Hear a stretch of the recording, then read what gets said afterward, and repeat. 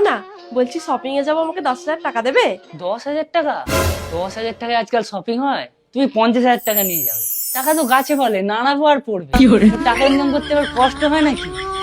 আরে কি হলো, নিয়ে যাও।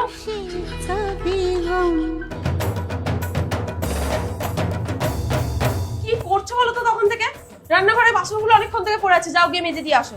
আরে বাসন মাজা কেন, আমি রান্না করে ঘর মুছে কাপড়গুলোও কেচে দেবো, তোমাকে কিচ্ছু চিন্তা করতে হবে না। আর এই অফিসের কাজগুলো স্বর্গ থেকে আমার দাদু এসে করে দিয়ে যাবে।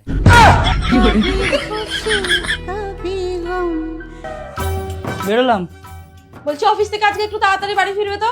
তাড়াতাড়ি বাড়ি আসতে হবে, এই ব্যাপার? আমি শুধু অফিসে যাব, আমার মুখটা দেখাবো আর চলে আসবো।